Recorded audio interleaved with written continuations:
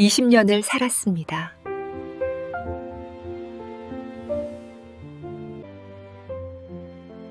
단 한 번도 몰랐습니다. 시어머니가 이렇게까지 해주신 줄. 오프닝, 까먼매, 베트남어로 감사합니다. 어머니라는 뜻입니다. 시어머니가 그 말을 알아들었습니다. 평생 한국말만 하시던 분이 베트남어로 대답했습니다. 꼼가이, 내 딸아. 그 순간 저는 무릎이 꺾였습니다. 20년을 함께 살았습니다. 단 한 번도 몰랐습니다. 시어머니가 이렇게까지 해주신 줄.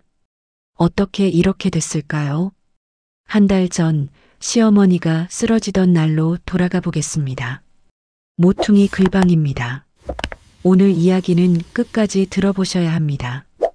구독과 좋아요, 알람 설정 부탁드립니다. 그럼 시작하겠습니다. 일막 도입 균열. 새벽 5시.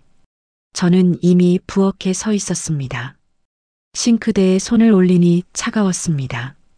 된장찌개가 보글보글 끓는 소리가 조용한 부엌을 채웠습니다. 콩나물을 다듬고 계란말이를 부치고 김치를 꺼내 접시에 담았습니다. 20해가 넘었습니다. 한국에 온 지 응우엔티엔. 그게 제 이름입니다. 하지만 이 집에서 그 이름을 부르는 사람은 없습니다. 며느리, 엄마, 여보. 그렇게 불렸습니다.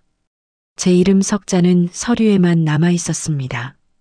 새벽마다 일어나 밥을 짓고 국을 끓이고 반찬을 준비했습니다. 김장철이면 김치를 담갔습니다. 제사가 있으면 전을 부쳤습니다. 시어머니가 좋아하시는 간으로, 남편이 좋아하는 농도로, 아이들이 좋아하는 양으로. 20해 동안 이 부엌에서 저는 완벽한 한국 며느리가 되었습니다. 그런데 이상했습니다. 완벽해질수록 제가 사라지는 느낌이었습니다.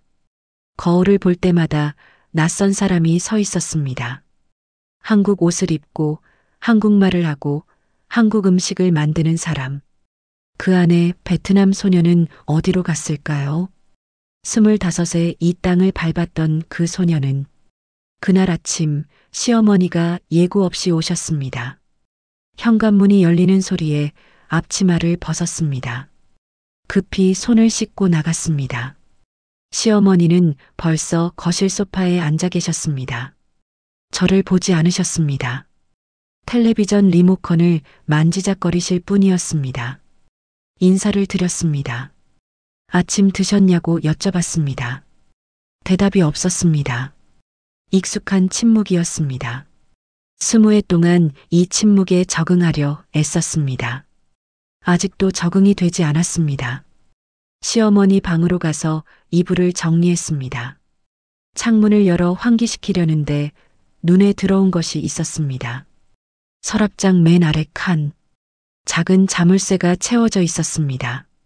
20해 동안 한 번도 열린 적 없는 서랍이었습니다. 무엇이 들어있을까 궁금했던 적도 있었습니다. 오래된 사진일까요? 돌아가신 시아버지의 유품일까요? 하지만 물어본 적은 없었습니다. 시어머니에게 질문한다는 것 자체가 불경스러운 일이었으니까요. 서랍 앞에 잠시 서 있다가 고개를 돌렸습니다. 그냥 지나쳤습니다. 그때는 점심 무렵이었습니다. 시어머니가 부엌으로 들어오셨습니다. 제가 끓이고 있던 미역국 냄비 뚜껑을 여셨습니다. 국자로 한번 저으시더니 코를 찡그리셨습니다. 이게 무슨 냄새야? 내가 또 그거 넣은 거지. 손이 멈췄습니다. 느엉맘, 베트남 생선 소스입니다. 아주 조금, 정말 티도 안 나게 넣었는데 시어머니는 알아채셨습니다. 늘 그랬습니다. 20해 동안 단 한 번도 속은 적이 없으셨습니다. 냄새나? 집안에 냄새난다고 몇 번을 말해야 알아들어. 가슴이 철렁 내려앉았습니다. 고개를 숙였습니다. 입술을 깨물었습니다. 죄송하다고, 다시 하겠다고 말씀드렸습니다. 시어머니가 돌아서셨습니다. 한국 사람처럼 살아. 20회가 넘었는데 아직도 이래? 발걸음 소리가 멀어졌습니다. 저는 그 자리에 서 있었습니다. 손에 쥔 국자가 떨렸습니다. 눈가가 뜨거워졌지만 참았습니다. 울면 안 됐습니다. 이 부엌에서 운 적이 몇 번인지 모릅니다. 하지만 울 때마다 달라지는 건 없었습니다. 국을 버리고 새로 끓였습니다. 느엉맘 없이 한국식으로만. 저녁을 준비하다가 문득 창밖을 보았습니다. 해가 지고 있었습니다. 하늘이 붉게 물들었습니다. 그 노을을 보는 순간 20회 전 다낭의 바다가 떠올랐습니다. 그때도 이런 노을이었습니다. 엄마가 공항까지 배웅하러 왔었습니다. 아무 말 없이 손만 잡고 계셨습니다. 거칠고 따뜻한 손이었습니다. 논에서, 바다에서, 부엌에서 평생을 일한 손이었습니다. 출국장으로 들어가기 직전 엄마가 말씀하셨습니다. 꼰가이, 힘들면 돌아와. 베트남어로 내 딸아라는 뜻입니다. 돌아가지 못했습니다. 20회가 지났는데 고향 흙을 밟아본 적이 없었습니다. 비행기 값이 없어서가 아니었습니다. 시간이 없어서도 아니었습니다. 명분이 없었습니다. 시어머니가 좋아하지 않으셨습니다. 남편도 굳이 말리지는 않았지만 적극적으로 가자고 한 적도 없었습니다. 엄마 목소리가 그리웠습니다. 다낭의 바다 냄새가 그리웠습니다. 새벽 시장의 소라남이, 망고 파는 아주머니의 웃음소리가, 빗소리에 젖은 야자수 잎이 그리웠습니다. 눈가가 뜨거워졌습니다. 손등으로 훔쳤습니다. 부엌 창문 너머로 노을이 저물고 있었습니다. 그러던 중 이상한 일이 있었습니다. 시어머니가 거실 소파에 앉아 계셨습니다. 텔레비전은 꺼져 있었습니다. 저는 차를 가져다 드리려고 다가갔습니다. 가까이 가니 시어머니의 입술이 달싹거리고 있었습니다. 무언가 중얼거리셨습니다. 신짜오, 신짜오. 발걸음이 멈췄습니다. 그건 베트남어였습니다. 안녕하세요라는 뜻이었습니다. 분명히 베트남어였습니다. 발음이 서툴렀지만 틀림없었습니다. 시어머니가 왜 베트남어를 잘못 들은 건가? 가슴이 두근거렸습니다. 시어머니는 제가 온 줄 모르고 계속 중얼거리셨습니다. 작은 목소리로 몇 번이고 반복하셨습니다. 발음을 연습하는 것처럼. 이상했습니다. 분명히 이상했습니다. 하지만 물어볼 수 없었습니다. 시어머니에게 감히 질문할 수 없었습니다. 조용히 차를 내려놓고 물러났습니다. 그날 저녁 또 이상한 일이 있었습니다. 시어머니가 텔레비전을 보고 계셨습니다. 제가 과일을 깎아드리려고 거실에 갔을 때 화면에 베트남 하롱베이가 나오고 있었습니다. 에메랄드빛 바다 위로 기암괴석이 솟아 있었습니다. 여행 프로그램이었습니다. 시어머니가 제 기척을 느끼셨는지 황급히 채널을 돌리셨습니다. 리모컨을 던지듯 소파에 내려놓으셨습니다. 저는 아무 말 없이 과일 접시를 내려놓았습니다. 하지만 봤습니다. 시어머니가 채널을 돌리기 전 화면을 바라보던 눈빛을, 그건 싫어하는 눈빛이 아니었습니다. 무언가 다른 감정이었습니다. 그리움 같은 것. 아니, 그건 제 착각일 수도 있었습니다. 고개를 저었습니다. 그럴 리가 없었습니다. 시어머니는 베트남이라는 단어조차 싫어하시는 분이었으니까요. 저녁 식사 시간이었습니다. 남편이 퇴근해서 밥을 먹었습니다. 저도 맞은편에 앉았습니다. 남편은 휴대폰을 보며 숟가락을 움직였습니다. 오늘 시어머니가 다녀가셨다고 말했습니다. 좀 힘들었다고도 했습니다. 남편이 고개를 끄덕였습니다. 그게 전부였습니다. 20회 동안 이 식탁에서 나눈 대화가 얼마나 될까요? 셀 수 있을 것 같았습니다. 남편은 나쁜 사람이 아니었습니다. 그냥 무관심했습니다. 제가 뭘 참고 사는지, 무엇이 힘든지, 알려고 하지 않았습니다. 물어보지 않으면 모르는 사람이었습니다. 숟가락을 내려놓았습니다. 입맛이 없었습니다. 설거지를 마치고 거실로 나왔을 때였습니다. 큰아들 준혁이가 방에서 나왔습니다. 20살 대학생이었습니다. 요즘 부쩍 말이 없어진 아이였습니다. 저와 눈을 마주치지 않았습니다. 밥 먹었냐고 물었습니다. 고개만 끄덕였습니다. 반찬 더 줄까 물었습니다. 됐다고 했습니다. 방으로 돌아가는 아이의 등을 보았습니다. 넓어진 어깨, 커버린 키. 그런데 왜인지 그 등이 저를 피하는 것 같았습니다. 요즘 무슨 일 있냐고 물었습니다. 아이가 멈췄습니다. 돌아보지 않았습니다. 어깨가 움찔했습니다. 무언가 말하려는 것 같았습니다. 하지만 아무 말 없이 방으로 들어갔습니다. 문이 닫혔습니다. 그날 밤 저는 오래 잠들지 못했습니다. 아이의 굳어있던 표정이 자꾸 떠올랐습니다. 저를 피하던 눈빛이 마음에 걸렸습니다. 무언가 잘못되고 있다는 느낌이었습니다. 하지만 무엇이 잘못된 건지 알 수 없었습니다. 그때는 몰랐습니다. 그 아이의 입에서 어떤 말이 나올지. 이막 외부 경고. 며칠이 지났습니다. 일상은 계속되었습니다. 새벽에 일어나 밥을 짓고 국을 끓이고 남편과 아이들을 보내고 빨래를 하고 장을 보고 저녁을 준비했습니다. 시어머니에게 문안 전화를 드리고 밤이 되면 잠들었습니다. 매일이 똑같았습니다. 그런데 준혁이가 이상했습니다. 밥을 먹을 때 저와 눈을 마주치지 않았습니다. 말을 걸어도 단답으로만 대답했습니다. 무슨 일이냐고 물어도 아무것도 아니라고만 했습니다.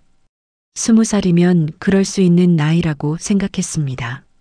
사춘기가 늦게 온 걸 수도 있다고 스스로를 위로했습니다. 하지만 마음 한구석이 불안했습니다. 그날은 토요일이었습니다. 준혁이 친구들이 집에 놀러 왔습니다. 대학 동기라고 했습니다. 서너 명이 거실에 모여 게임을 하고 있었습니다. 저는 과일을 깎아서 내갔습니다. 아이들에게 먹으라고 했습니다. 친구들이 고맙다고 인사했습니다. 부엌으로 돌아와 설거지를 하는데 거실에서 웃음소리가 들렸습니다. 아이들이 재미있게 노는 것 같았습니다. 오랜만에 집안이 활기찼습니다. 입가에 미소가 번졌습니다. 그런데 문득 대화 내용이 들려왔습니다. 한 친구가 물었습니다. 너희 엄마 외국분이야? 발음이 좀 다른 것 같아서 심장이 덜컥했습니다. 손에 들고 있던 접시가 미끄러질 뻔했습니다. 숨을 죽이고 귀를 기울였습니다. 준혁이가 대답했습니다. 아니, 그냥 한국 사람이야. 가슴이 철렁 내려앉았습니다. 그냥 한국 사람. 그 말이 머릿속에서 맴돌았습니다.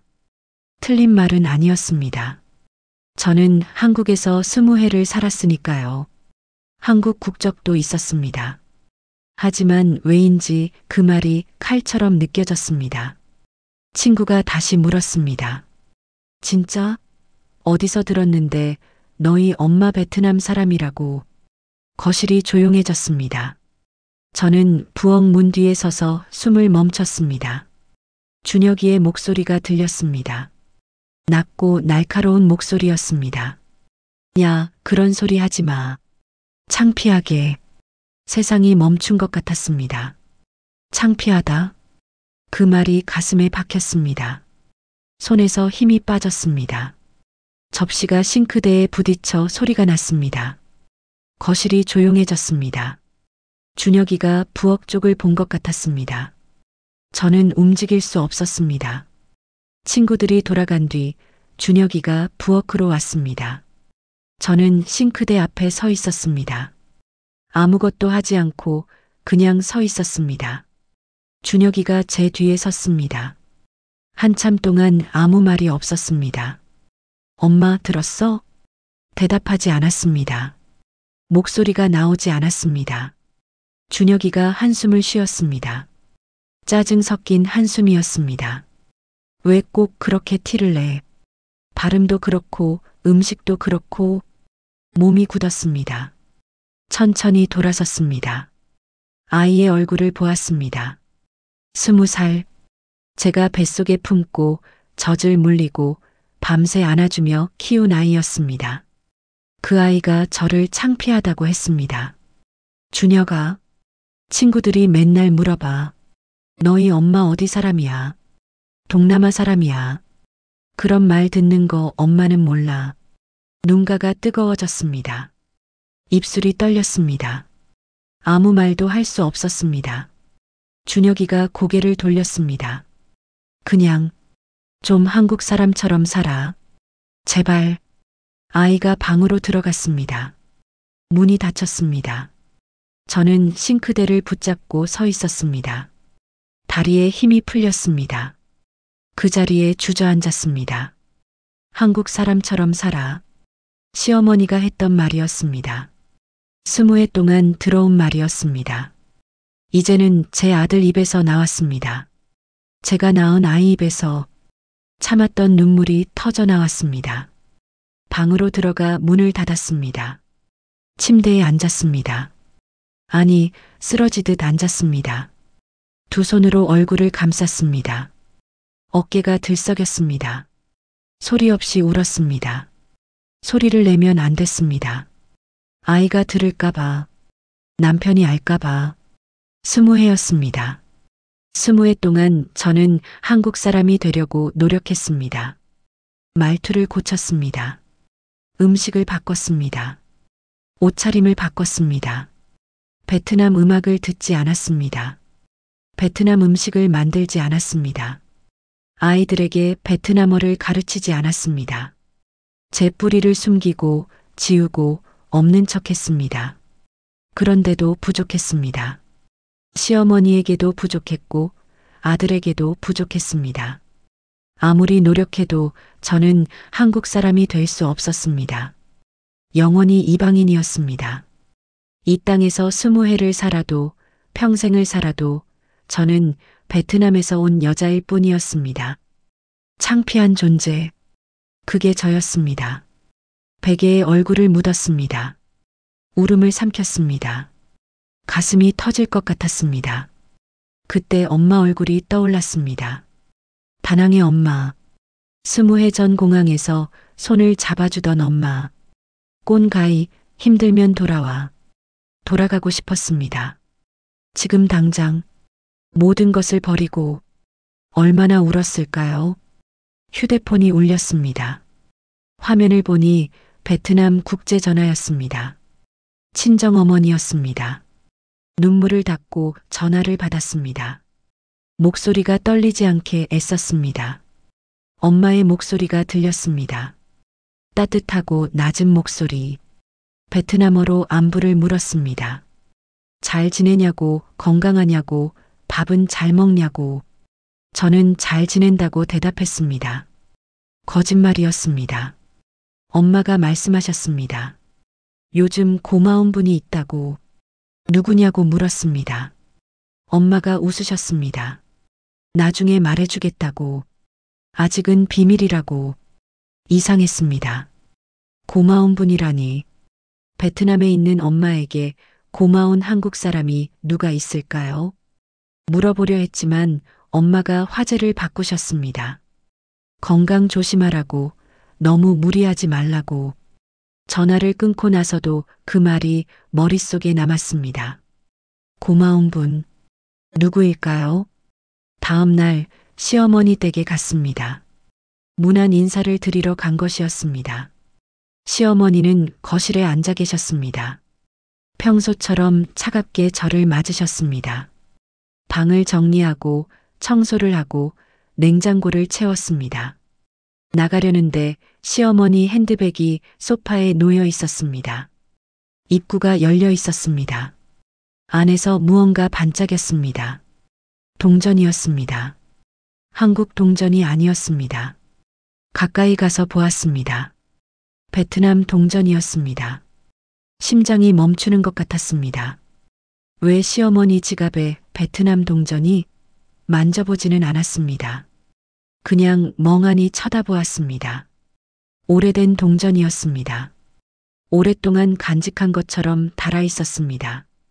시어머니가 부르는 소리에 퍼뜩 정신이 들었습니다. 급히 현관으로 갔습니다. 심장이 두근거렸습니다. 왜일까요? 왜 시어머니가 베트남 동전을, 혼잣말로 베트남어를 연습하던 것, 베트남 여행 프로그램을 보던 것, 그리고 이 동전, 우연이라고 하기엔 너무 많았습니다. 하지만 물어볼 수 없었습니다. 시어머니에게 감히. 집으로 돌아왔습니다. 남편이 소파에 앉아 텔레비전을 보고 있었습니다. 옆에 앉았습니다. 오늘 있었던 일을 말하고 싶었습니다. 준혁이가 한 말, 가슴에 박힌 그 말, 얼마나 힘들었는지. 하지만 입이 열리지 않았습니다. 말해봤자 소용없다는 걸 알았습니다. 남편은 고개를 끄덕이고 대충 위로하고 곧 휴대폰을 볼 것입니다. 제 마음을 알려고 하지 않을 것입니다. 20해 동안 그랬으니까요.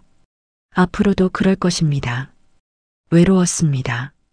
남편 옆에 앉아 있는데 외로웠습니다. 가족이 있는 집에서 외로웠습니다. 이 넓은 아파트에서 저는 혼자였습니다. 아무도 제 편이 없었습니다. 아무도 제 마음을 몰랐습니다. 창밖을 보았습니다. 어두워지고 있었습니다. 다낭의 바다가 또 떠올랐습니다. 파도 소리가 듣고 싶었습니다. 엄마 목소리가 듣고 싶었습니다. 그때 전화가 왔습니다. 시어머니였습니다. 이 시간에 전화라니 이상했습니다. 받았습니다. 시어머니 목소리가 평소와 달랐습니다. 조금 떨리는 것 같았습니다. 할 말이 있다고 하셨습니다. 내일 집에 오라고. 중요한 얘기라고. 무슨 일이냐고 여쭤봤습니다. 대답이 없었습니다. 그냥 내일 오라고만 하셨습니다. 그리고 전화가 끊겼습니다. 심장이 두근거렸습니다. 시어머니가 중요한 얘기라니. 20해 동안 시어머니가 저에게 중요한 얘기를 꺼낸 적이 있었던가요? 베트남 동전, 혼잣말 베트남어, 여행 프로그램, 그리고 이 전화. 무언가 다가오고 있었습니다. 그때는 몰랐습니다. 다음 날 어떤 일이 벌어질지. 산막 정보 수집. 다음 날 아침이었습니다. 시어머니 댁으로 향했습니다. 어젯밤 전화가 마음에 걸렸습니다. 중요한 얘기라던 그 말. 떨리는 목소리. 20해 동안 시어머니가 저에게 그런 식으로 말씀하신 적이 없었습니다. 무슨 일일까요? 버스 안에서 창밖을 보았습니다. 흐린 하늘이었습니다. 비가 올 것 같았습니다. 시어머니 아파트에 도착했습니다. 초인종을 눌렀습니다. 대답이 없었습니다. 다시 눌렀습니다. 여전히 대답이 없었습니다. 이상했습니다. 오라고 하셨으면서 왜 대답이 없을까요? 문을 두드렸습니다. 조용했습니다. 불안한 마음에 비밀번호를 눌렀습니다. 문이 열렸습니다. 현관에 들어섰습니다. 어두웠습니다. 커튼이 쳐져 있었습니다. 시어머니를 불렀습니다. 대답이 없었습니다. 거실로 걸어갔습니다. 발걸음이 빨라졌습니다. 심장이 두근거렸습니다. 그리고 보았습니다. 시어머니가 바닥에 쓰러져 계셨습니다. 숨이 멎는 것 같았습니다. 달려갔습니다. 무릎을 꿇었습니다. 시어머니 얼굴이 창백했습니다. 눈이 감겨 있었습니다. 손을 잡았습니다. 차가웠습니다. 하지만 숨은 쉬고 계셨습니다. 가슴이 미세하게 오르내렸습니다. 휴대폰을 꺼냈습니다. 손이 떨렸습니다. 119에 전화했습니다. 목소리가 갈라졌습니다. 주소를 말했습니다. 어머니가 쓰러졌다고 빨리 와달라고 했습니다. 전화를 끊고 시어머니 손을 잡았습니다. 놓지 않았습니다. 20해 동안 이 손에 따뜻하게 잡힌 적이 없었습니다. 이 손이 저를 쓰다듬어 준 적이 없었습니다. 그런데 지금 이렇게 차가운 손을 잡고 있으니 눈물이 났습니다. 어머니, 정신 차리세요. 속으로 되뇌었습니다. 미워했던 적도 있었습니다. 원망했던 적도 있었습니다. 하지만 지금은 그런 감정이 없었습니다. 그냥 무서웠습니다. 이대로 가시면 어떡하나. 그 생각뿐이었습니다. 구급차 소리가 들렸습니다. 병원 응급실이었습니다. 시어머니가 들것에 실려갔습니다. 저는 복도에 서 있었습니다. 남편에게 전화했습니다. 회사에서 달려온다고 했습니다. 그 사이 저는 혼자 기다렸습니다. 플라스틱 의자에 앉아 두 손을 모았습니다. 손끝이 차가웠습니다. 얼마나 지났을까요? 의사가 나왔습니다. 뇌졸중 전조 증상이라고 했습니다. 다행히 골든타임 안에 오셔서 큰 문제는 없다고 했습니다. 하지만 고령이시고 혈압이 높으시니 당분간 입원하셔야 한다고, 앞으로 관리가 중요하다고 했습니다. 고개를 숙였습니다. 다행이다. 그 생각이 먼저 들었습니다. 눈물이 또 났습니다. 왜 우는지 모르겠습니다. 시어머니에게 좋은 소리 한번 들어본 적 없는데, 20해 동안 구박만 받았는데, 그래도 눈물이 났습니다. 남편이 도착했습니다. 의사에게 다시 설명을 들었습니다. 저는 멍하니 서 있었습니다. 머릿속이 복잡했습니다. 저녁 무렵 시어머니가 깨어나셨습니다. 병실로 들어갔습니다. 시어머니가 침대에 누워 계셨습니다. 눈이 마주쳤습니다. 평소의 차가운 눈빛이 아니었습니다. 무언가 다른 눈빛이었습니다. 피곤함, 그리고 다급함 같은 것. 침대 옆에 섰습니다. 시어머니가 손을 뻗으셨습니다. 처음이었습니다. 시어머니가 먼저 제 손을 잡으신 것은 마르고 주름진 손이었습니다. 하지만 힘이 있었습니다. 티에나. 심장이 멈추는 것 같았습니다. 시어머니가 제 이름을 부르셨습니다. 20해 동안 단 한 번도 이름으로 불러주신 적이 없었습니다. 늘 야, 너 며느리였습니다. 그런데 지금 제 이름을, 네 어머니. 목소리가 떨렸습니다. 시어머니가 베개 밑에서 무언가를 꺼내셨습니다. 작은 열쇠였습니다. 낡고 오래된 열쇠. 시어머니가 제 손에 쥐어주셨습니다. 내 방 서랍. 맨 아래 칸. 열어봐. 그 서랍이었습니다. 20해 동안 잠겨있던 서랍. 한 번도 열린 적 없던 그 서랍. 가슴이 두근거렸습니다. 어머니, 이게 무슨... 열어보면 알아. 시어머니가 눈을 감으셨습니다. 지친 얼굴이었습니다. 더 이상 말씀하실 힘이 없어 보였습니다. 저는 열쇠를 꼭 쥐었습니다. 손바닥에 차가운 금속 감촉이 느껴졌습니다. 무엇이 들어있을까요? 왜 이제야 열어보라고 하시는 걸까요? 병실을 나왔습니다. 복도에서 동서를 만났습니다. 신우이 남편이었습니다. 시어머니 병문 안을 온 것이었습니다. 동서가 제 손에 들린 열쇠를 보았습니다. 눈빛이 달라졌습니다. 동서가 저를 한쪽으로 불렀습니다. 조용한 목소리로 말했습니다. 그 서랍, 어머니가 평생 아무에게도 안 보여주신 거라고. 자기도 궁금했지만 한 번도 열어본 적 없다고. 그런데 형수님에게 열쇠를 주시다니 의외라고. 왜 의외냐고 물었습니다. 동서가 잠시 망설이더니 말했습니다. 어머니께서 형수님에 대해 가끔 이상한 말씀을 하셨다고. 무슨 말이냐고 물었습니다. 동서가 고개를 저었습니다. 자기도 정확히는 모른다고. 그냥 어머니께서 형수님을 미워하시는 게 아닌 것 같다는 느낌을 받았다고. 뭔가 숨기고 계신 것 같다고. 가슴이 쿵 내려앉았습니다. 동서가 어깨를 두드려 주었습니다. 서랍을 열어보면 알게 될 거라고.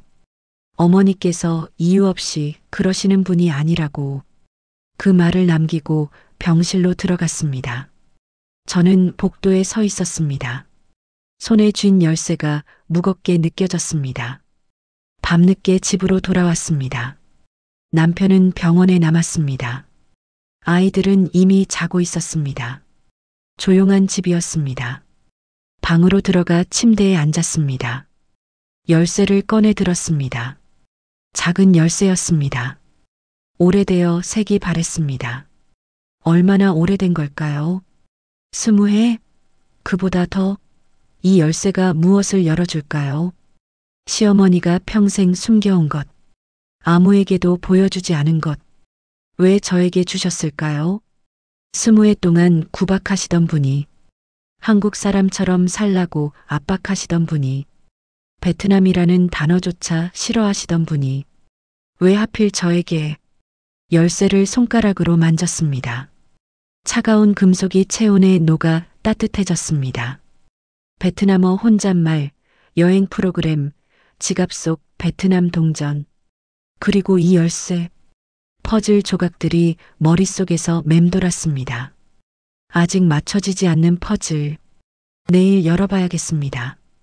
시어머니 방에 가서 그 서랍을, 다음 날 오후였습니다. 시어머니 댁에 갔습니다.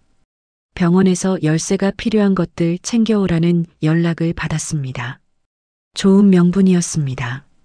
사실은 서랍이 궁금했습니다. 밤새 잠을 설쳤습니다. 현관문을 열고 들어갔습니다. 어제 쓰러지셨던 자리를 지나쳤습니다. 가슴이 아렸습니다. 시어머니 방으로 갔습니다. 방 안은 어두웠습니다. 커튼을 열었습니다. 햇빛이 쏟아져 들어왔습니다. 서랍장 앞에 섰습니다. 맨 아래 칸, 작은 자물쇠가 채워져 있었습니다. 20해 동안 잠겨있던 서랍. 심장이 미친 듯이 뛰었습니다. 손이 떨렸습니다. 열쇠를 꺼냈습니다. 자물쇠에 열쇠를 넣었습니다. 돌렸습니다. 딸깍 소리가 났습니다. 자물쇠가 열렸습니다. 숨을 깊이 들이쉬었습니다. 서랍 손잡이를 잡았습니다. 천천히 당겼습니다. 서랍이 열렸습니다. 안에는 무언가가 가득 들어 있었습니다. 책, 종이, 봉투, 작은 상자. 어둠 속에서 무엇인지 잘 보이지 않았습니다. 손을 뻗어 맨 위에 있는 책을 꺼냈습니다. 표지를 보았습니다. 숨이 멎었습니다. 사막 포위 각성, 베트남어 교재였습니다. 표지에 한글로 베트남어 첫걸음이라고 적혀 있었습니다. 낡았습니다. 모서리가 닳아 있었습니다. 손때가 묻어 있었습니다. 떨리는 손으로 책을 펼쳤습니다. 숨이 막혔습니다. 페이지마다 메모가 빼곡했습니다. 시어머니 글씨였습니다. 발음 기호가 적혀 있었습니다. 형광펜 자국이 있었습니다. 어떤 페이지는 너무 많이 펼쳐서 종이가 너덜너덜해져 있었습니다. 처음부터 끝까지 한 페이지도 빠짐없이 공부한 흔적이었습니다. 책 안쪽에 날짜가 적혀 있었습니다. 20해 전 날짜였습니다. 제가 시집온 해였습니다. 시어머니가 베트남어를 공부하셨습니다. 20해 동안 아무에게도 말하지 않고 혼자서 왜 그러신 거예요? 책을 가슴에 안았습니다. 눈가가 뜨거워졌습니다. 서랍 안에 또 다른 책이 있었습니다. 꺼내보았습니다. 베트남 요리책이었습니다. 한글로 번역된 책이 아니었습니다. 베트남어로 된 원서였습니다. 어떻게 구하셨을까요? 인터넷도 잘 못하시는 분이, 베트남어도 모르시는 분이 책을 펼쳤습니다. 군데군데 포스트잇이 붙어 있었습니다. 시어머니 글씨로 메모가 적혀 있었습니다. TN이 좋아하는 것. 가슴이 철렁했습니다. 제 이름이었습니다. 다른 포스트잇을 보았습니다. 손주들 생일에 해줄 것, 명절에 만들어 볼 것, TN 생일상에 올릴 것. 손이 떨렸습니다. 시어머니가 베트남 음식을 만들려고 하셨습니다. 저를 위해, 손주들을 위해 냄새난다고 하지 말라고 하시던 분이 뒤에서는 베트남 요리를 공부하고 계셨습니다. 눈물이 흘렀습니다. 멈출 수 없었습니다. 서랍 깊숙한 곳에서 봉투를 꺼냈습니다. 항공권이었습니다. 2장 펼쳐보았습니다. 인천에서 다낭. 시어머니 이름과 제 이름이 나란히 적혀 있었습니다. 날짜는 한 달 뒤였습니다. 심장이 멈추는 것 같았습니다. 시어머니가 베트남 여행을 계획하셨습니다. 저와 함께 친정에 가려고 하셨습니다. 20해 동안 한 번도 못 간 친정에 시어머니가 데려가시려고 했습니다. 그날 텔레비전에서 베트남 여행 프로그램을 보시던 눈빛이 떠올랐습니다. 황급히 채널을 돌리시던 모습, 그건 싫어서가 아니었습니다.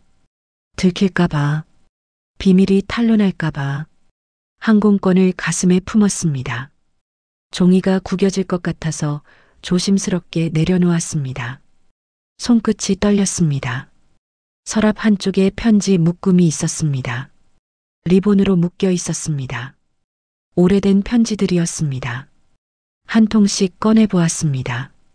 봉투에 베트남 우표가 붙어 있었습니다. 친정 주소가 적혀 있었습니다. 엄마 이름이 적혀 있었습니다. 시어머니가 친정 어머니와 편지를 주고받으셨습니다.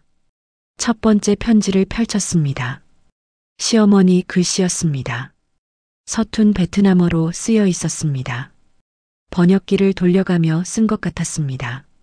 문법이 틀린 곳이 많았습니다. 하지만 정성이 느껴졌습니다. TN 어머니께, 저는 TN의 시어머니입니다. TN이 잘 지냅니다. 걱정하지 마세요. 다른 편지를 펼쳤습니다. 친정 어머니의 답장이었습니다. 베트남어로 쓰여 있었습니다. 누군가 한국어로 번역해서 붙여놓았습니다. 시어머니가 하신 것 같았습니다. 사돈 어른께 감사합니다. TN을 잘 봐주셔서 감사합니다. 고마운 분입니다. 고마운 분. 어제 친정 어머니가 전화로 하신 말씀이 떠올랐습니다. 고마운 분이 있다고. 그분이 시어머니였습니다. 20해 동안 친정 어머니와 비밀 연락을 하신 분이 편지가 수십 통이었습니다. 20해 동안 주고받은 편지들이었습니다. 저 몰래, 남편 몰래, 아무도 모르게. 왜 말씀 안 하셨어요? 왜 숨기셨어요? 눈물이 멈추지 않았습니다. 서랍 바닥에서 통장을 발견했습니다. 오래된 통장이었습니다. 펼쳐보았습니다. 눈이 휘둥그레졌습니다. 거래 내역이 빼곡했습니다. 매달 같은 날짜에 송금 기록이 있었습니다. 금액은 50만 원. 받는 사람 이름 옆에 메모가 적혀 있었습니다. 의무엔 TN 친정 지원. 숨이 막혔습니다. 매달 50만 원. 20해 동안 계산해 보았습니다. 1억 2천만 원이었습니다. 시어머니가 친정에 보내신 돈이었습니다. 저 몰래 제 이름으로 친정이 갑자기 형편이 나아진 적이 있었습니다. 엄마가 병원비 걱정을 안 하게 되었다고 했었습니다. 동생이 대학에 갔다고 했었습니다. 저는 그냥 운이 좋았나 보다 했습니다. 그게 시어머니였습니다. 시어머니가 보낸 돈이었습니다. 통장을 가슴에 안았습니다. 주체할 수 없이 울음이 터져 나왔습니다. 서랍 맨 아래 작은 봉투가 하나 더 있었습니다. 봉투를 열었습니다. 접힌 종이가 나왔습니다. 시어머니 글씨였습니다. 편지였습니다. 저에게 쓴 편지, 며느리에게. 손이 떨렸습니다. 읽기 시작했습니다. 며느리에게. 이 늙은이가 너한테 너무 모질게 굴었다. 미안하다. 하지만 이유가 있었다. 내가 처음 시집 왔을 때 동네 사람들이 수군거렸다. 동남아 여자라고, 돈 주고 데려온 거라고, 내가 그 말 듣고 얼마나 화가 났는지 모른다. 너한테가 아니라 그 사람들한테. 나는 생각했다. 내가 너한테 엄하게 대하면 사람들이 너를 다르게 볼 거라고. 저 며느리 대단하다고. 저렇게 혹독한 시어머니 밑에서 저렇게 잘 사는 거 보라고. 그러면 너를 무시 못할 거라고. 그게 내 방식이었다. 서툴렀다. 표현을 못해서 그랬다. 말로 하면 될 걸 왜 그렇게밖에 못했는지. 편지는 거기서 끊겨 있었습니다. 미완성이었습니다. 쓰다가 멈추신 것 같았습니다. 연필 자국이 흐릿하게 남아 있었습니다. 쓰다 지우고 쓰다 지운 흔적이었습니다. 시어머니도 힘드셨구나. 말 못하시고 혼자 품고 계셨구나. 20해 동안 서랍 앞에 주저앉았습니다. 울음이 터져 나왔습니다. 참을 수 없었습니다. 어깨가 들썩였습니다. 소리내어 울었습니다. 아무도 없는 시어머니 방에서 혼자 엉엉 울었습니다. 미워했습니다. 원망했습니다. 왜 저만 구박하시냐고, 왜 베트남이 그렇게 싫으시냐고 속으로 수천 번 원망했습니다. 시어머니가 돌아가시면 눈물 한 방울 안 흘릴 것 같았습니다. 그런데 이게 뭐예요? 베트남어 교재, 요리책, 항공권, 편지, 통장, 미완성 손편지. 시어머니는 저를 미워한 게 아니었습니다. 표현을 못하신 거였습니다. 서툴렀던 거였습니다. 그 세대는 그랬습니다. 사랑을 말로 하지 못하는 세대, 행동으로만 보여주는 세대. 그게 시어머니였습니다. 20해 동안 혼자 베트남어를 공부하시고 친정을 지원하시고 여행을 준비하시고 편지를 쓰시고 아무에게도 말 않고 혼자서 얼마나 외로우셨을까요? 얼마나 답답하셨을까요? 눈물이 멈추지 않았습니다. 한참을 울고 나서 고개를 들었습니다. 창밖으로 햇살이 쏟아지고 있었습니다. 시어머니 방이 따뜻하게 느껴졌습니다. 처음이었습니다. 이 방이 따뜻하게 느껴진 건 친정어머니에게 전화해야겠다고 생각했습니다. 모든 것을 확인하고 싶었습니다. 20해 동안 무슨 일이 있었는지, 시어머니와 어떤 이야기를 나누셨는지 다 알고 싶었습니다. 휴대폰을 꺼냈습니다. 그때는 몰랐습니다. 이 전화가 모든 것을 바꿀 줄은. 오막 결정적 사건. 휴대폰을 들었습니다. 손이 떨렸습니다. 친정어머니 번호를 눌렀습니다. 신호음이 울렸습니다. 한 번, 두 번, 세 번. 심장이 요동쳤습니다. 무슨 말부터 해야 할까요? 어떻게 물어봐야 할까요? 머릿속이 하얘졌습니다. 전화가 연결되었습니다. 엄마 목소리가 들렸습니다. 베트남어로 안부를 물으셨습니다. 저는 대답하지 못했습니다. 목이 메었습니다. 엄마가 다시 물으셨습니다. 왜 말이 없냐고, 무슨 일 있냐고. 입을 열었습니다. 목소리가 갈라졌습니다. 시어머니 서랍을 열었다고 말했습니다. 편지를 봤다고, 통장을 봤다고, 20해 동안 엄마와 연락하신 거 다 알게 됐다고. 엄마가 한참 침묵하셨습니다. 전화기 너머로 한숨 소리가 들렸습니다. 엄마가 천천히 말씀하기 시작했습니다. 티에나, 이제 알게 됐구나. 목소리가 떨리셨습니다. 저도 울음을 참았습니다. 내 시어머니가 처음 편지를 보내온 건 내가 시집간 해였어. 베트남어로 서툴게 쓴 편지였어. 번역기로 쓴 것 같았어. 문법이 엉망이었지. 그런데 진심이 느껴졌어. 가슴이 먹먹해졌습니다. 엄마가 계속 말씀하셨습니다. 그분이 그러셨어. 티애니를 지키고 싶다고. 동네 사람들이 손가락질한다고. 그래서 일부러 엄하게 대할 거라고. 그래야 사람들이 티애니를 무시 못한다고. 눈물이 흘렀습니다. 시어머니의 미완성 편지가 떠올랐습니다. 똑같은 말이었습니다. 매달 돈도 보내주셨어.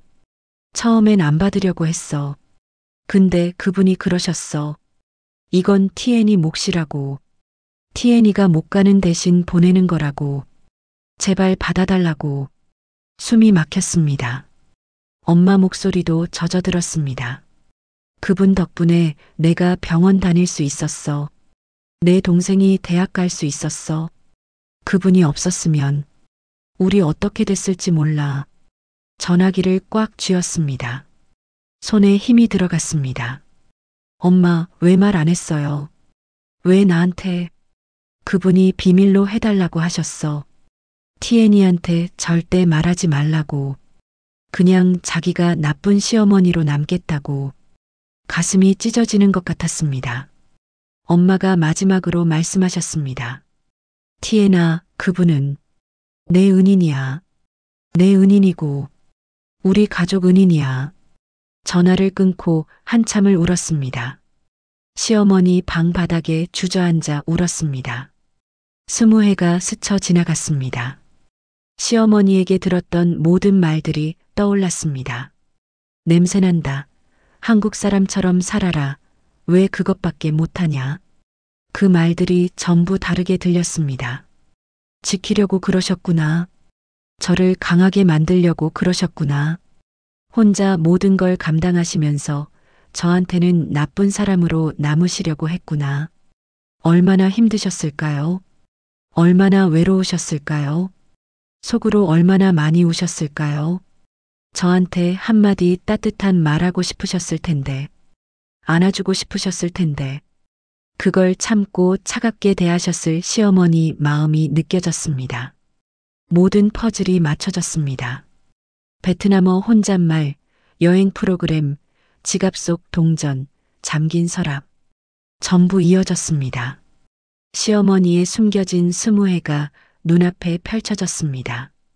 아무도 몰랐던, 저도 몰랐던 20해. 눈물을 닦았습니다.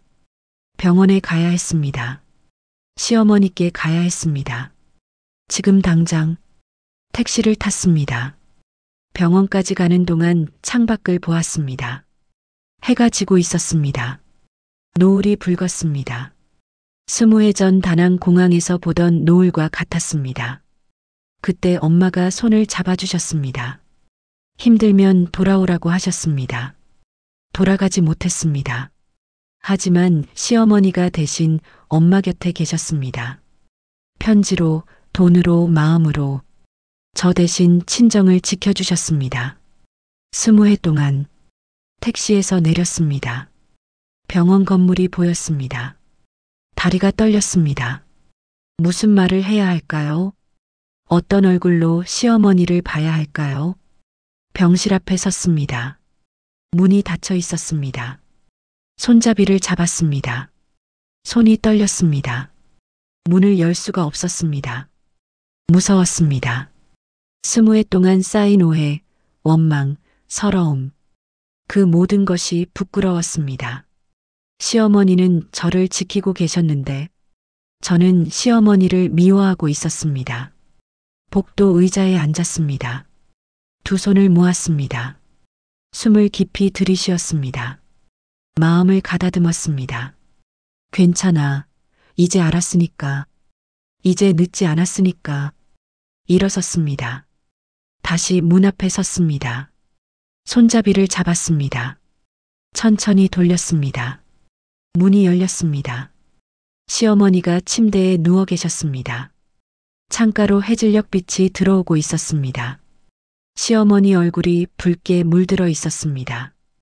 눈이 마주쳤습니다. 시어머니가 저를 보셨습니다. 표정이 변했습니다. 놀라움 그리고 두려움 같은 것, 다 알게 됐다는 걸 아신 것 같았습니다. 천천히 다가갔습니다. 침대 옆에 섰습니다. 시어머니가 고개를 돌리셨습니다. 저를 피하시는 것 같았습니다. 어머니, 대답이 없었습니다. 서랍 열어봤어요. 시어머니 어깨가 움찔했습니다. 여전히 저를 보지 않으셨습니다. 친정 어머니한테 전화했어요. 다 들었어요. 침묵이 흘렀습니다. 시어머니가 천천히 고개를 돌리셨습니다. 눈이 젖어 있었습니다. 처음 보는 눈이었습니다. 시어머니가 우시는 걸 처음 봤습니다. 왜 말씀 안 하셨어요? 목소리가 떨렸습니다. 시어머니가 입술을 달싹이셨습니다. 한참 만에 말씀하셨습니다. 말해서 뭐하게. 내가 잘했다고 칭찬받으려고 한 게 아니야. 눈물이 흘렀습니다. 시어머니가 계속 말씀하셨습니다. 너 시집 왔을 때 동네 사람들이 뭐라고 했는지 알아? 그 소리 듣고 내가 얼마나 화가 났는지 몰라. 너한테가 아니라 그것들한테.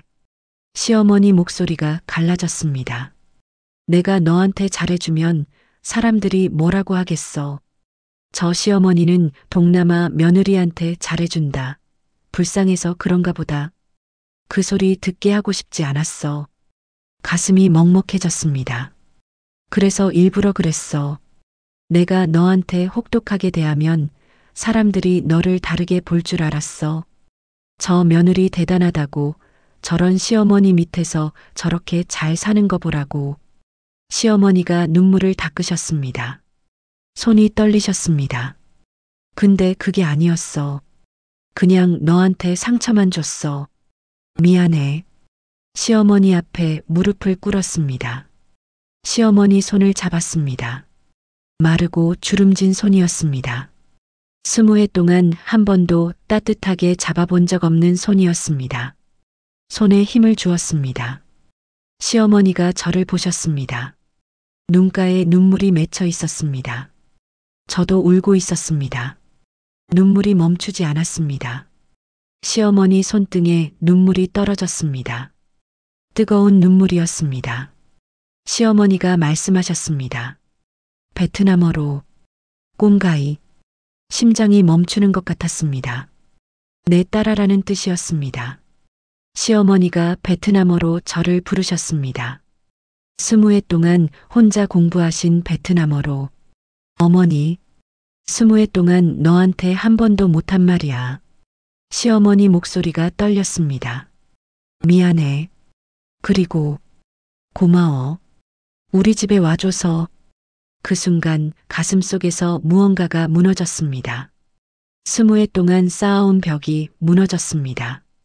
원망이, 서러움이, 외로움이 녹아내렸습니다. 시어머니를 안았습니다. 처음이었습니다. 시어머니를 아는 건 시어머니도 저를 안으셨습니다. 여윈 팔이었습니다. 하지만 따뜻했습니다.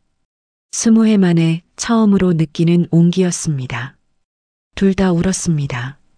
소리 없이 울었습니다. 병실에 저녁 햇살이 쏟아지고 있었습니다. 한참을 울고 나서 손을 잡고 앉아 있었습니다. 시어머니가 말씀하셨습니다. 베트남에 같이 가자고. 항공권 샀다고. 내 친정에 한번 가보고 싶었다고. 너무 늦기 전에. 눈물이 또 났습니다. 고개를 끄덕였습니다. 같이 가요. 같이 가서 엄마 만나요. 엄마가 어머니 만나고 싶어 하셔요. 시어머니가 웃으셨습니다. 처음 보는 웃음이었습니다. 따뜻한 웃음이었습니다. 창밖으로 해가 지고 있었습니다. 노을이 병실 안을 붉게 물들였습니다. 시어머니 손을 꼭 잡았습니다. 이제는 놓지 않을 것입니다. 그때 문이 열렸습니다. 남편과 준혁이가 들어왔습니다. 두 사람의 얼굴이 보였습니다. 무슨 일이냐는 표정이었습니다. 제 눈물 자국을 보고 시어머니와 잡은 손을 보고 어리둥절해하고 있었습니다. 이제 이 아이들에게도 말해야 할 때였습니다. 시어머니의 20해를, 숨겨진 진실을, 전부. 육막 응징 폭발. 남편과 준혁이가 병실로 들어왔습니다. 두 사람의 눈이 저를 향했습니다. 눈물 자국이 남아있는 제 얼굴을, 시어머니와 맞잡은 손을, 어리둥절한 표정이었습니다. 무슨 일이냐고 묻는 눈빛이었습니다. 자리에서 일어났습니다. 가방에서 서랍 속 물건들을 꺼냈습니다. 병원에 오기 전에 챙겨온 것들이었습니다. 베트남어 교재, 요리책, 항공권, 편지 묶음, 통장, 미완성 손편지, 침대 위에 하나씩 올려놓았습니다. 남편이 물었습니다. 이게 뭐냐고. 저는 대답하지 않았습니다. 그냥 보여주었습니다. 하나씩 베트남어 교재를 펼쳐 보여주었습니다. 시어머니 글씨로 빼곡하게 적힌 메모들을, 20회 동안 공부하신 흔적을. 남편의 얼굴이 굳어졌습니다. 손으로 책을 집어들었습니다. 페이지를 넘겼습니다. 손이 떨리고 있었습니다. 요리책을 보여주었습니다. 포스트잇에 적힌 메모들을, 티엔이 좋아하는 것, 손주들 생일에 해줄 것. 남편이 입술을 깨물었습니다. 아무 말도 하지 못했습니다. 항공권을 보여주었습니다. 인천에서 다낭. 시어머니 이름과 제 이름이 나란히 적힌 항공권을, 한 달 뒤 날짜를. 남편의 눈이 휘둥그레졌습니다. 편지 묶음을 보여주었습니다. 친정어머니와 20회 동안 주고받은 편지들을, 서툰 베트남어로 쓴 시어머니의 편지를. 남편이 편지를 집어들었습니다. 읽기 시작했습니다.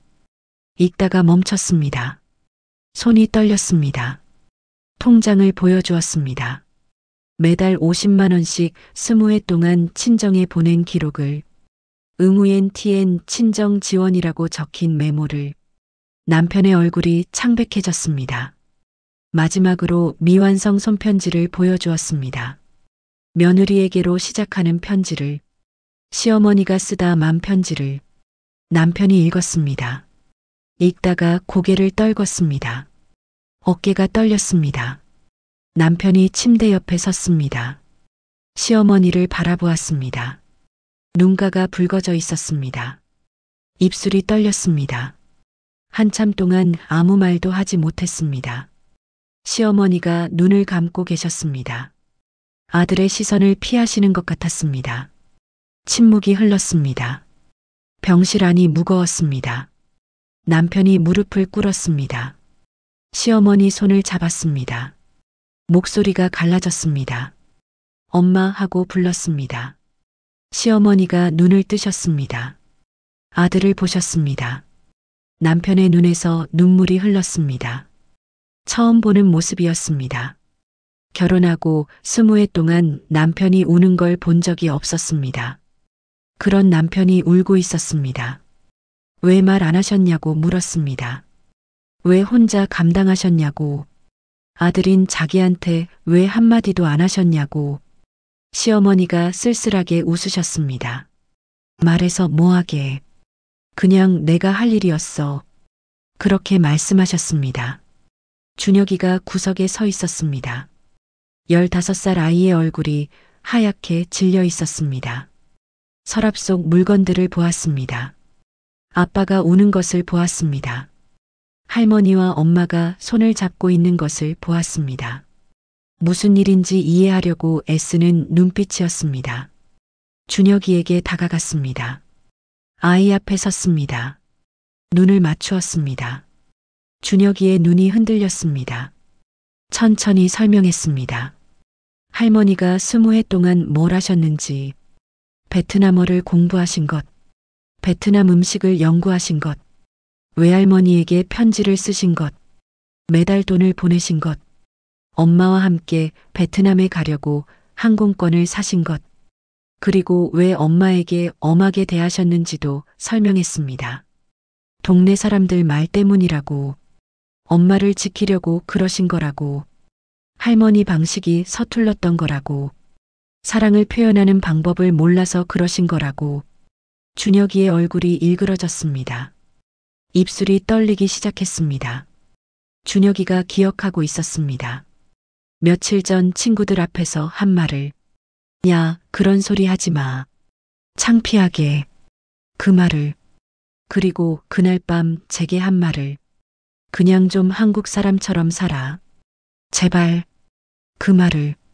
아이의 얼굴이 무너졌습니다. 눈에서 눈물이 쏟아졌습니다. 어깨가 들썩였습니다. 15살 아이가 소리내어 울었습니다. 저를 보았습니다. 그리고 할머니를 보았습니다. 입을 열었습니다. 목소리가 갈라졌습니다. 엄마, 미안해요. 가슴이 먹먹해졌습니다. 준혁이가 계속 말했습니다. 창피하다고 했어요. 친구들 앞에서 한국 사람처럼 살라고 했어요. 나쁜 말 했어요. 눈물이 멈추지 않았습니다. 아이가 울면서 말했습니다. 할머니도 미안해요. 할머니가 그렇게 엄마 지켜주신 줄 몰랐어요. 저만 생각했어요. 시어머니가 손을 뻗으셨습니다. 준혁이를 부르셨습니다. 아이가 할머니 품에 안겼습니다. 시어머니가 손주의 등을 쓰다듬으셨습니다. 괜찮아, 우리 준혁이. 몰랐으니까 그랬지. 할머니가 미안해. 그렇게 말씀하셨습니다. 남편이 제 앞에 무릎을 꿇었습니다. 고개를 숙였습니다. 한참 동안 말이 없었습니다.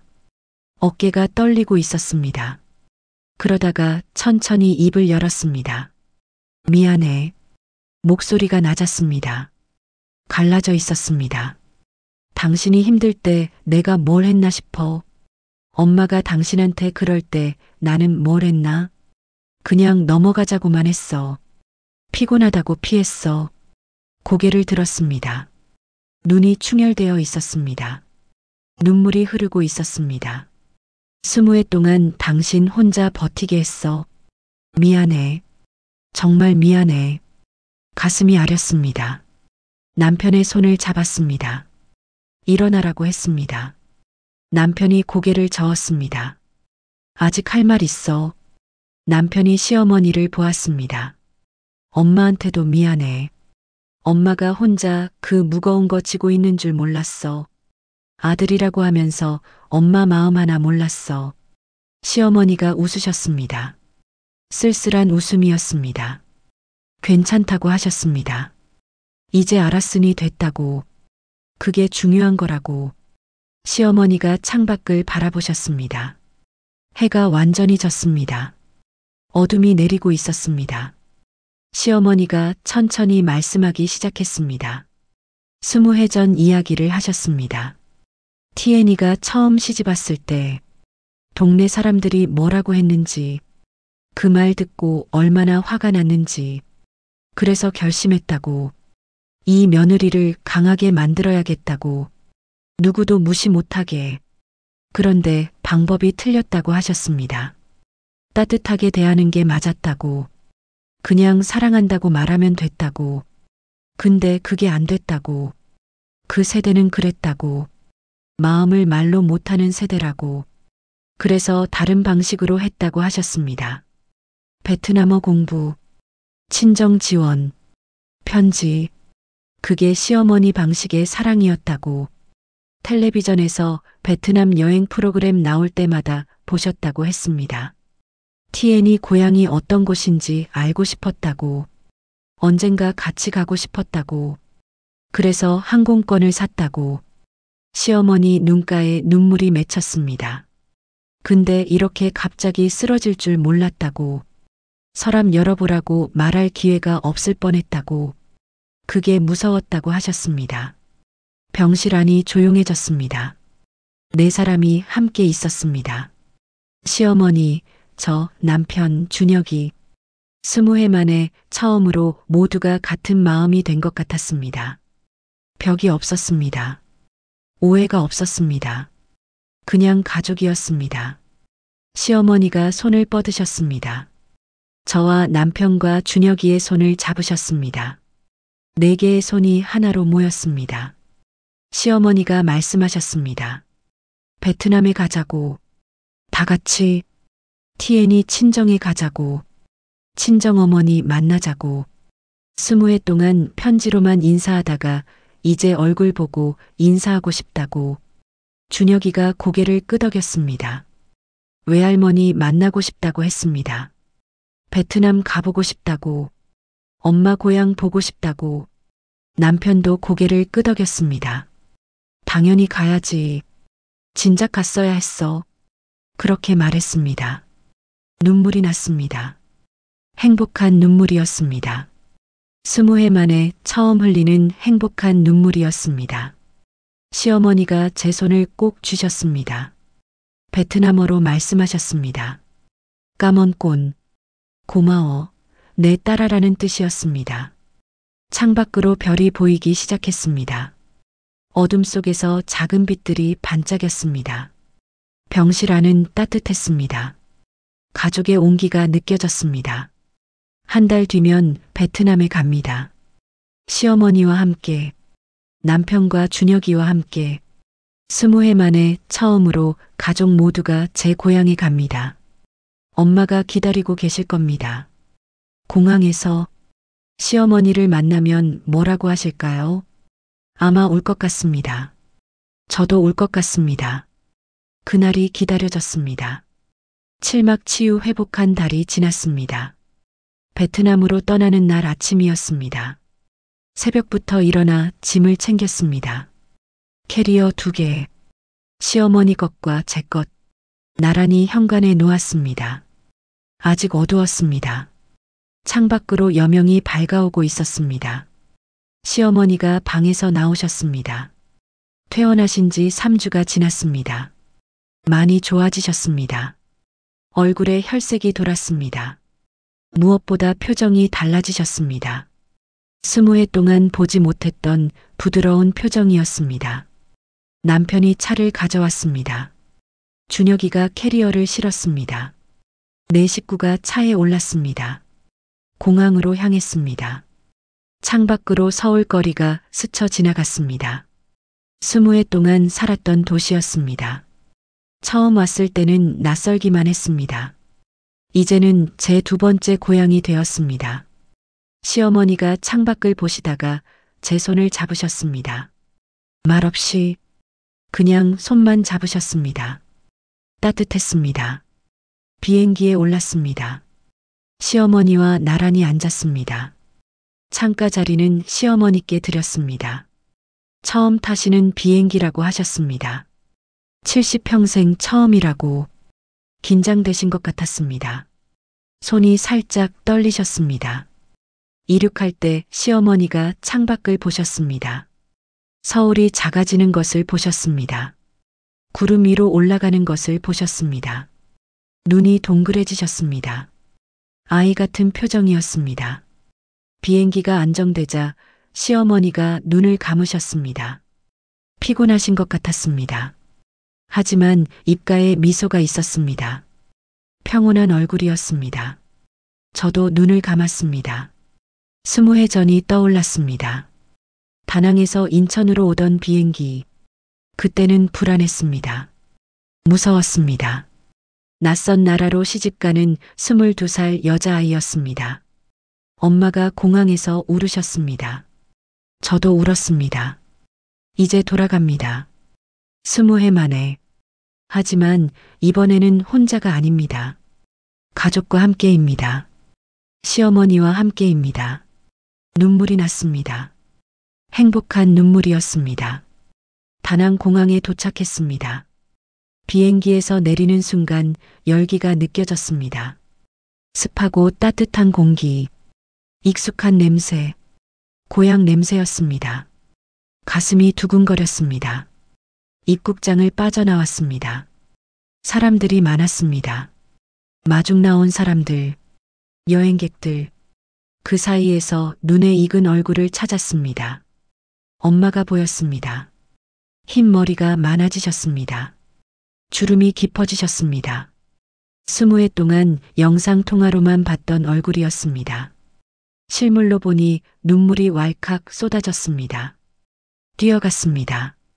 캐리어를 놓고 뛰어갔습니다. 엄마 품에 안겼습니다. 엄마가 저를 안으셨습니다. 작아지신 몸이었습니다. 하지만 품은 여전히 따뜻했습니다. 20해 전 그 품 그대로였습니다.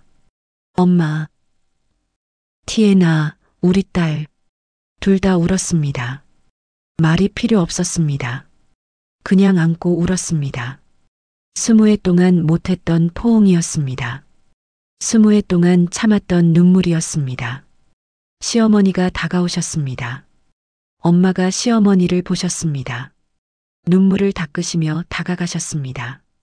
두 어머니가 마주 섰습니다.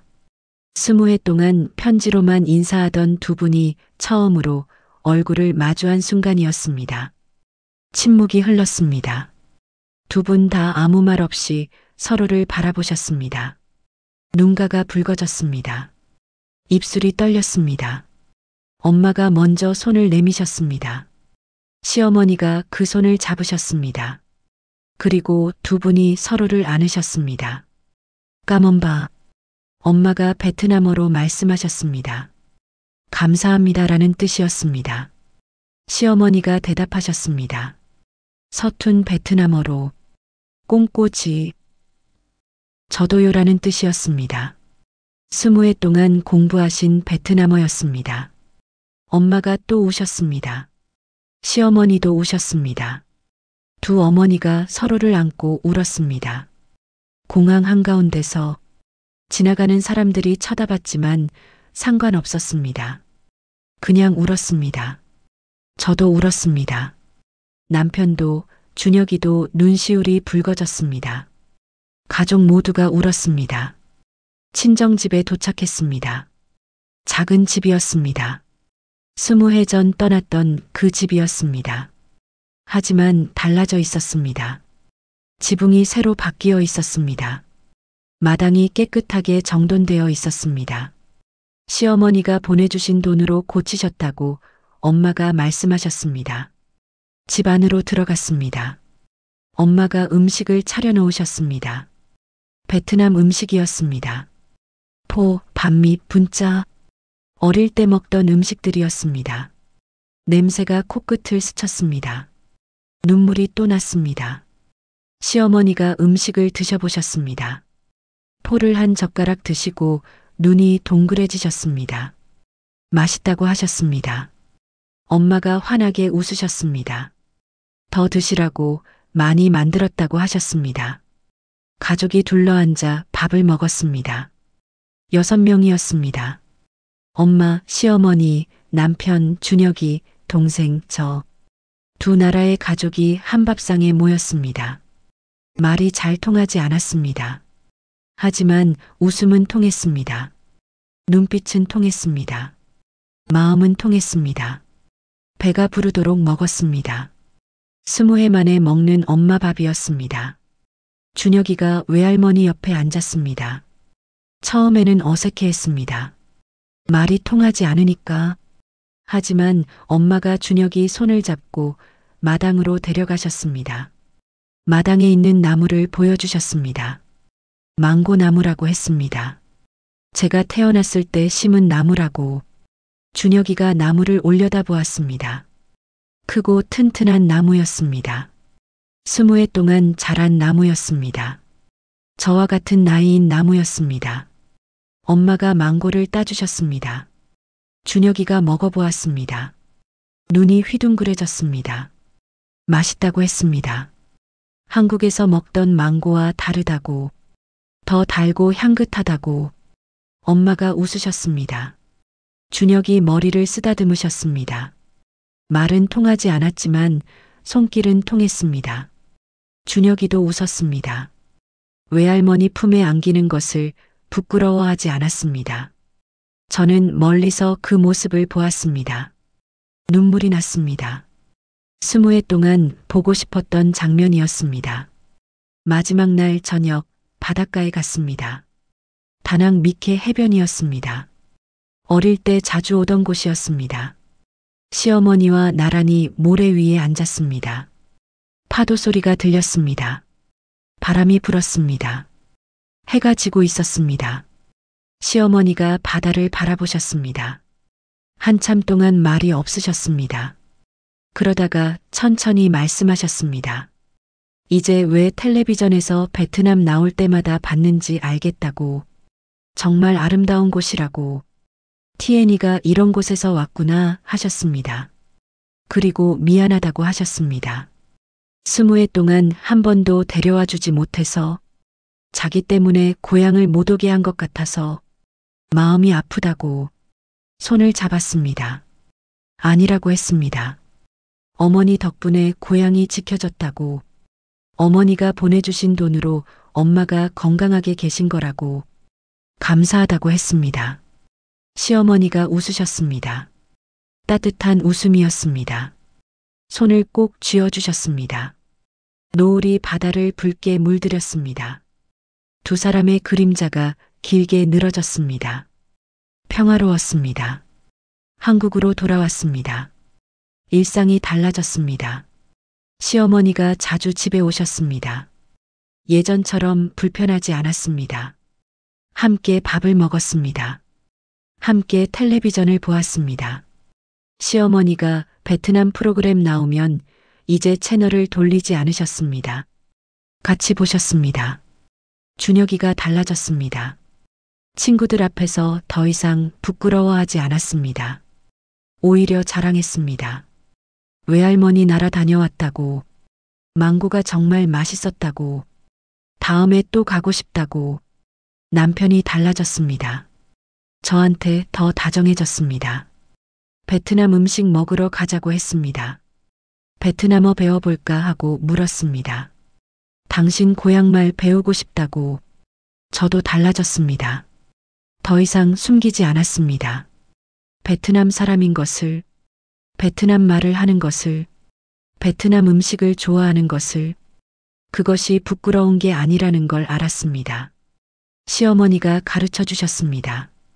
20해 동안 말없이 어느 일요일 아침이었습니다. 가족이 모두 모였습니다. 시어머니, 남편, 준혁이, 저, 네 식구가 거실에 앉아 있었습니다. 시어머니가 베트남에서 사온 커피를 내려주셨습니다. 진하고 달콤한 향이 집안에 퍼졌습니다. 창문으로 햇살이 들어왔습니다. 따뜻했습니다. 평범한 일요일 아침이었습니다. 하지만 평범하지 않았습니다. 20해 동안 꿈꿔왔던 아침이었습니다. 시어머니가 저를 부르셨습니다. 베트남어로 꼼가이, 내 딸아. 대답했습니다. 베트남어로 다음에 내 어머니. 시어머니가 웃으셨습니다. 저도 웃었습니다. 남편과 준혁이도 웃었습니다. 그렇게 20해가 끝났습니다. 그리고 새로운 20해가 시작되었습니다. 창밖으로 봄바람이 불어왔습니다. 따뜻한 계절이 오고 있었습니다. 모든 것이 제자리를 찾았습니다. 이제는 괜찮을 것 같았습니다. 오늘 이야기가 마음에 남으셨길 바랍니다. 구독과 좋아요, 알람 설정 부탁드립니다. 여러분의 응원이 다음 이야기에 힘이 됩니다. 지금까지 모퉁이 글방이었습니다. 다음 이야기에서 뵙겠습니다.